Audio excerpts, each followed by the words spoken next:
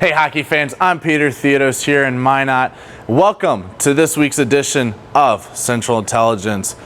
Division play starts this week, and in a division where it's so tight and every point matters, let's see how last week's matchups panned out. Opening weekend saw both of the North Dakota teams travel to Minnesota. The Minot Minotauros faced off against the Austin Bruins. The Bruins scored a goal late in the third period on a power play to edge out the Minotauros 3-2. The Bismarck Bobcats fell a goal short against the St. Cloud Norsemen as the Norsemen edged the Bobcats 5-4.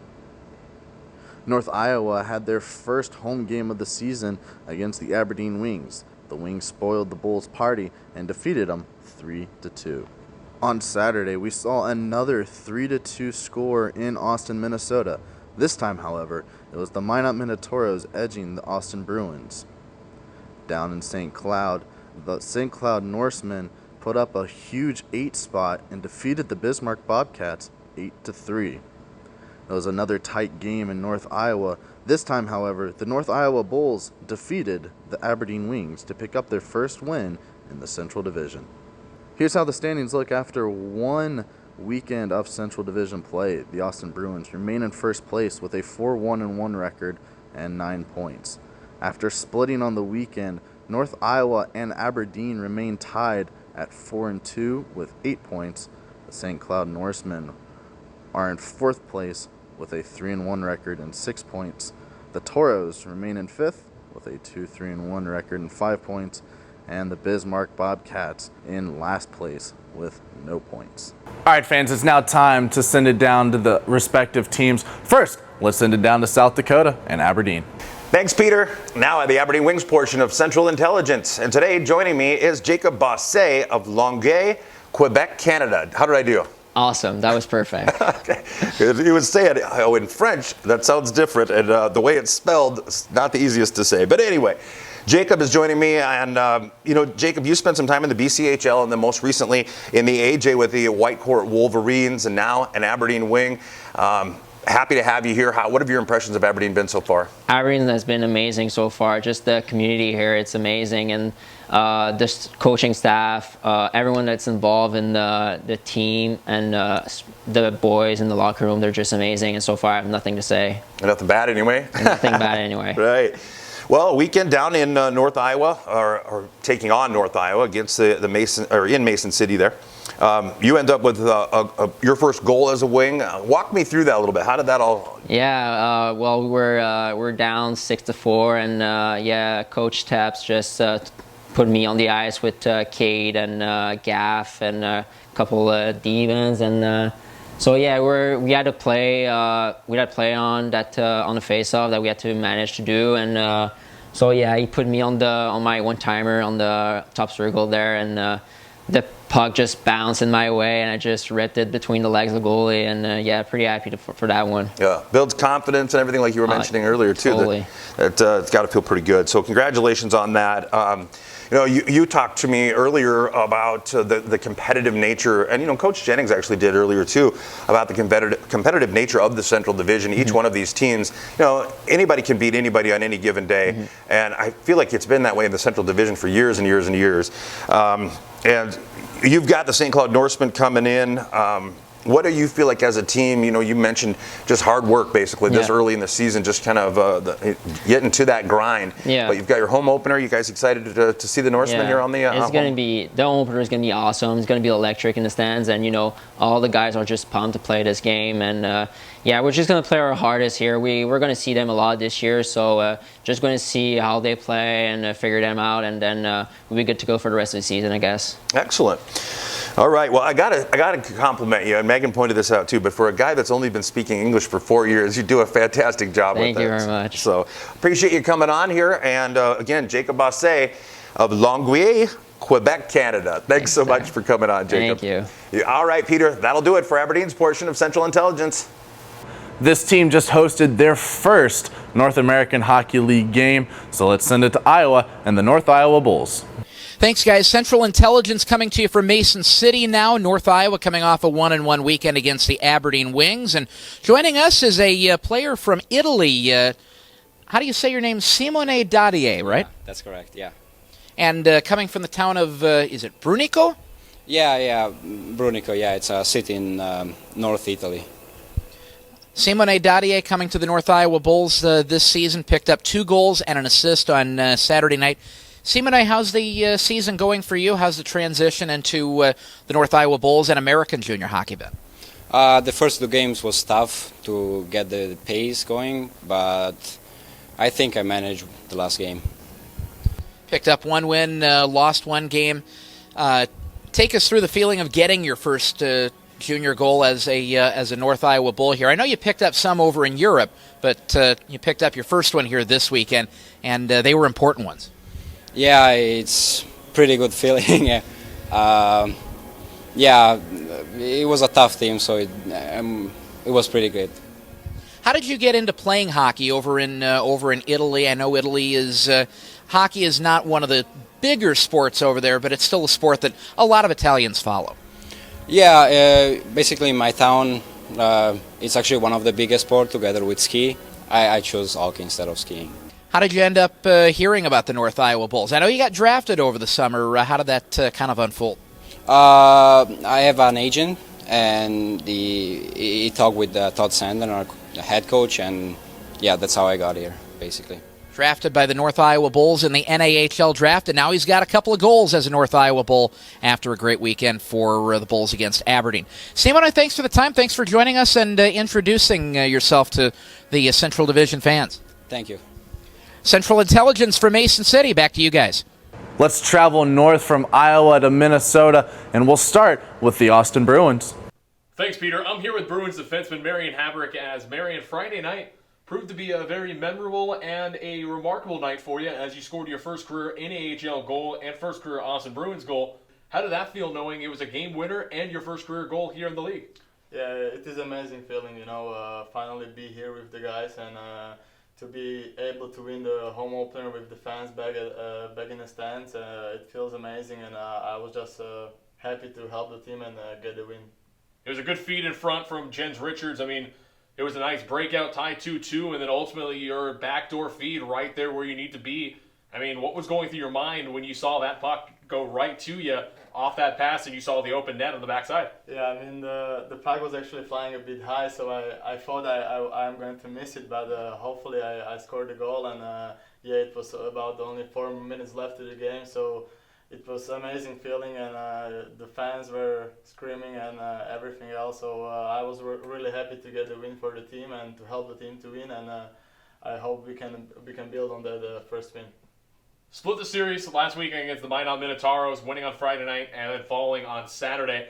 But now you kind of broaden the horizons, look ahead to this upcoming weekend as we have a home-and-home series against the North Iowa Bulls Friday night in Mason City and then Saturday night back here inside Riverside Arena.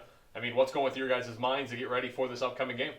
I mean, I think we had a really good showcase. We were playing really good there, and I think we weren't on the top of our game during these 2 games home, but we are trying every single day to get back there where we should be and working hard every single day. And I think we are much better than we showed during the weekend, and I think we are going to do good on the weekend away and then back home on Saturday. Bruins travel to Mason City, Iowa for the first time ever to take on the North Iowa Bulls Friday night, and then back here inside Riverside Arena for the second half of a home-and-home against North Iowa. Marian, thanks for your time, and we look forward to continued success for you this upcoming season, and then look forward to seeing you on the ice Friday and Saturday night. Thank you. Let's now send it west, and we'll go to St. Cloud, and we'll hear from them. Thanks, Peter. Ashley Chase here in St. Cloud. I'm talking with forward Blake Messenberg. You had the first home goal of the season on Friday night. Got things rolling for the Norsemen ahead of that 5-4 win. Kind of what was going through your mind during that goal and to get things started here at home? I mean, I think it was a good way to start and end the period. I think we came out slow, and obviously to get a goal and tie it up before the end of the period was big, and I think that jumped us to be able to get and win that game. Back and forth game the whole time, and it felt like maybe whoever had the puck last was going to win. But your line has been a part of a lot of big goals for this team so far in the early part of the season. What's been working well for you guys?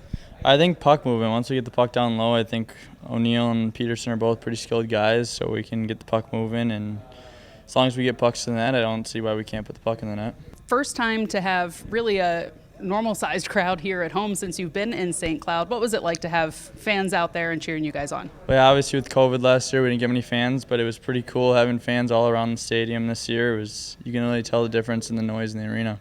Home flipping the script and now hitting the road for this coming weekend at Aberdeen. You know what the crowd's like there. What's it like hitting the road? How do you guys prepare to go into that kind of environment, and how are you guys getting ready for this weekend? Well, yeah, obviously we've had trouble with this team before, and we've had trouble with the crowd there. Obviously, last year that was the only stadium that was fully packed all year long, so I think this will be a good test for our team, and we just got to stay healthy and be ready to get going. I was talking with Blake Messenberg, had the first goal here in the home opener on Friday night ahead of a sweep of Bismarck. Back to you, Peter. Finally, let's bring it back to North Dakota, and we'll go to the capital city and the Bismarck Bobcats. All right, here in Bismarck, the Bobcats preparing for Coors Light opening night on Friday with the home-and-home against Minot. Chris Kernan with us, one of only a couple of Bobcats with multiple points last week at St. Cloud. 1 goal, 1 assist. How'd you feel out there? I felt pretty good. Obviously my first year at juniors, I'm still trying to get my feet wet here, and I think every game I'm feeling more and more confident, and I feel pretty good. What's been your biggest adjustment so far? Definitely the physicality. I played in Minnesota high school, and I wouldn't really pin that as a physical league. So I think that's just the main thing I'm trying to adjust here in my game is be a little more physical and stand my ground.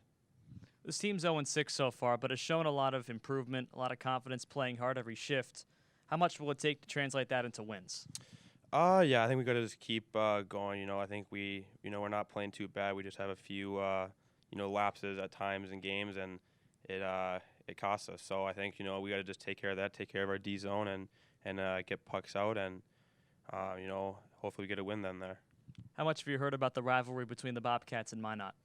Not much. But obviously playing them in preseason, they're pretty heated games, and I expect that to be the same for this weekend. Any fights, maybe? Maybe, yeah. I could definitely see that. There's definitely some bad blood between us, especially with the whole Holtby and his fight. So I think there definitely could be a few. How much do you want to see the home fans in for the first time after now 6 games? Yeah, I'm really excited. This place is going to be rocking. I've heard a lot about it, and I'm really excited. All right, Chris Kernan, thanks so much. Thank you. All right, Peter, back to you. Finally, we'll send it up north to the Magic City and here in Minot, and we'll hear from Ken Oda. Thanks, Peter. Here with Colby Joseph at Higher Ground, the official third period sponsor for the Toros. You guys got to have a little bit of fun today, promote a sponsor, but how much are you looking forward to finally playing at home? I know I'm pretty excited. Last year with COVID and all that, we never really got to have fans, and we were on the road in Austin and they had some fans, but I heard the Mesa gets pretty packed, and I'm pretty excited.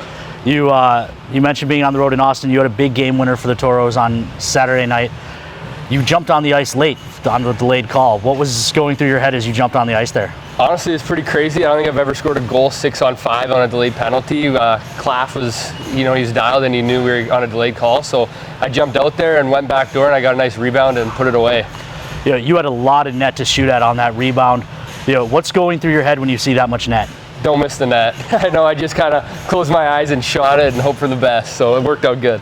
I noticed that goal celebration was the same as your goal celebration at the showcase. Is that your kind of default thing, just lifting the stick up like that? Yeah, I know, I'm not really flashy. I never have been, but usually it's just put the hands up and go get another one or get back to work. So.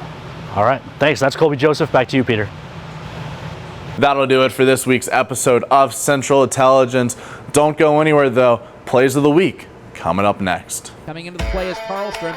Left dot, dribbles it in behind, and a kick save. Looking to wrap it around, and Stokes slammed the door in his face. Here comes Bulger on the move. Splits the D. He scores! Bulls lead 6-4. Hunter Bulger, you can't be serious. Facing, walks in, looking back door. It's off the mark. Riddle finds it on the far side wall. Looks up top. It's read well by Stahoyak. Stacks. Chops ahead. Toro still short-handed, but Simon looking to challenge. They go to Edwall awkwardly. Stacks finds this puck.